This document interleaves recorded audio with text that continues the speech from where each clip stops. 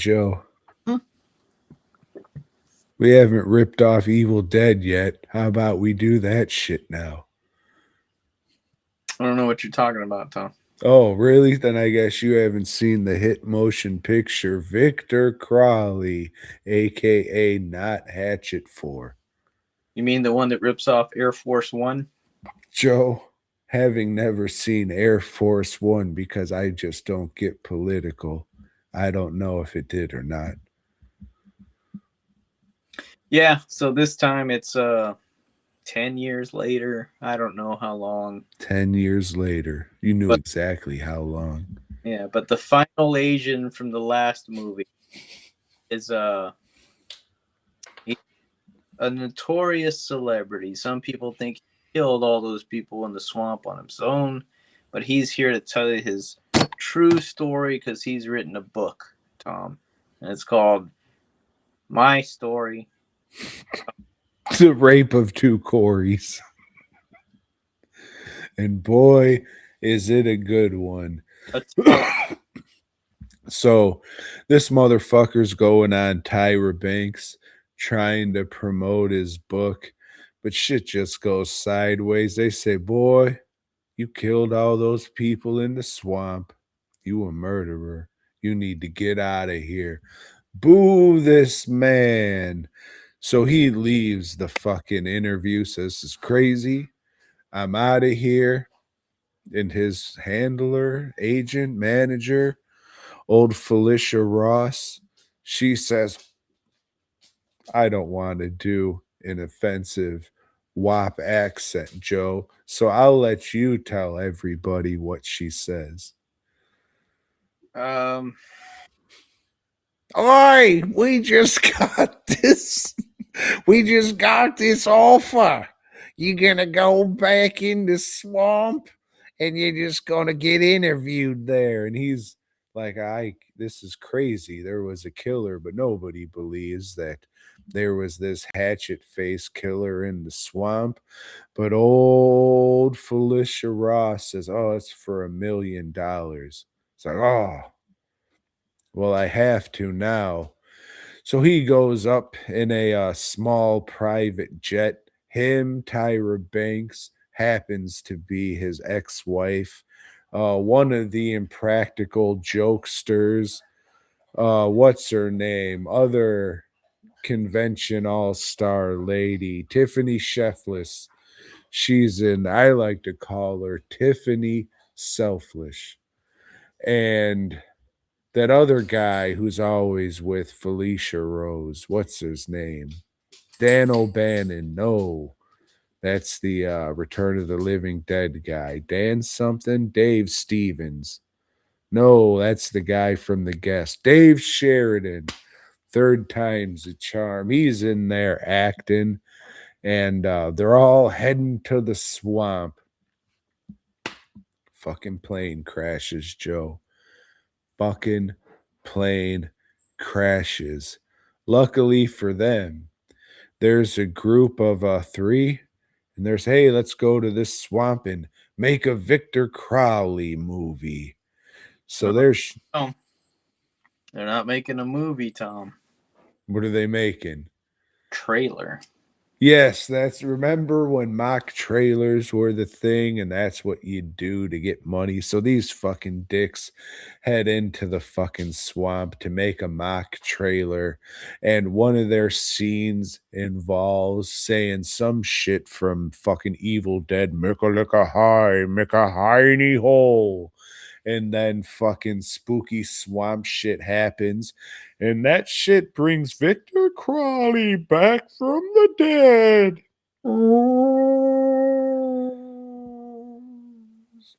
No, isn't it more like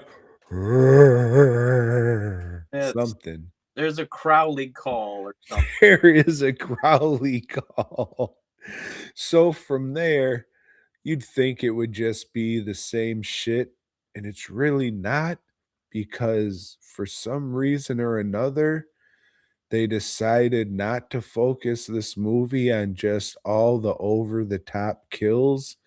There's a couple, like I think old Felicia Rose is the most memorable kill, but it's just okay.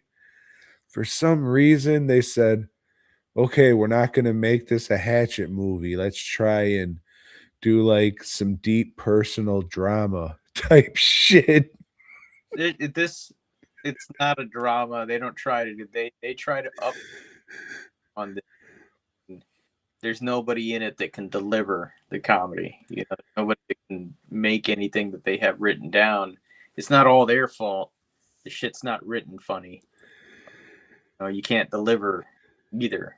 So Yeah, unfortunately, this has the main problem that the other Hatchet movies have is it's just not funny and gosh darn it, it's trying to be.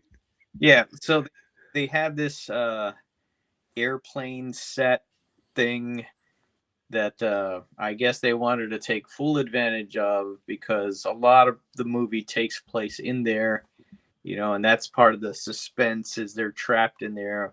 Old fucking Victor Crowley's out there, you know, and uh, old Sheffis is drowning because she's trapped under some chairs, you know, and the water's rising, and if it keeps on rising, the levee's gonna break.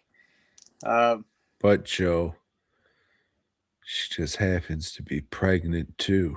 oh yeah, there was that thrown in. Fuck. Not sure why that was Cause thrown. it's deep, Joe. Mattered. Like you're supposed to care more about her character. The fucking Hatchet movie to begin with. Yeah, it's fucking crazy that they decided to go this route with it instead of, all right, we're a plane crashed and now we got to grab the survivors and walk through the swamp and then they get picked off one. Nope. We got this plane set, so let's all just stay here and Mm. ooh, we might be able to do something. Yeah, this is Joe. I always thought this was the worst Hatchet movie. Maybe it's because I watched the other 3 before this. I was like, it was alright 'cause I guess it was something different, I guess. But, why they decided to go this direction is fucking crazy. It's really weird, Joe. Now you speak. That I mean, I've seen them all now. Like, why isn't this called Hatchet 4? It's clearly Hatchet 4. They make reference to the other movies in this movie.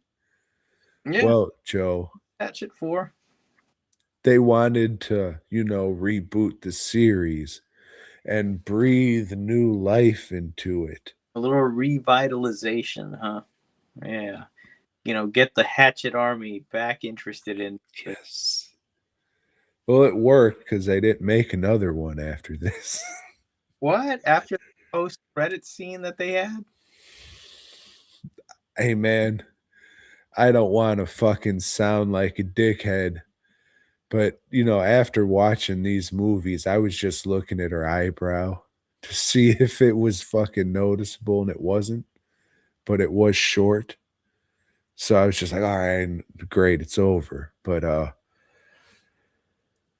what a what a weird period in time where this was the thing that was gonna save horror. This was already the fourth one. I mean, they were supposed to save horror by the first one. I mean, that's what I'm saying. Didn't, you know, because you can't save horror with a comedy. You know, that's not fucking horror. You made a comedy movie. Yeah, which is fucking crazy with good old-fashioned American horror. It's not a Japanese one, it's not a remake. Oh, it's a comedy. Why didn't you put that on the poster? I don't know. It was fun enough to go back and rewatch these and be like, "Oh, that was fucking crazy." But, Yeah, there's like you said, there's like maybe one or two kills in this that hey, that looks pretty good, but for the most part, a lot of it doesn't. I wouldn't even say it looks pretty good, Joe. I would say it's, on the level of a crazy kill that the other movies were based on. Like, that's just not this movie. This movie isn't the crazy kill movie. It's like, let's try and have some depth inside of a fucking set we rented. Hmm. It's fucking weird. Yeah, and it's really bad when this guy that's been, I guess he's the lead, and he's been in all the movies. When he's probably the one delivering the best performance, out of all of them there. That's and his performance isn't good, but it's like the best. If you had to figure, okay, who did okay in this movie, it would be him compared to these other people, though.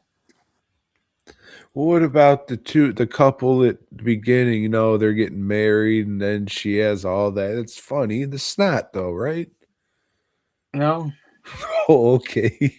My mistake. yeah, and the stuff with her, with the what is it, chopping off the arms, or yeah, that was lame. That was really bad. Yeah, I would say that's a good word, Joe. Going back and watching the Hatchet movies, kinda lame. Thanks for checking out the show. We hope you dug it, baby. If so, give us a thumbs up. Subscribe and let us know down below.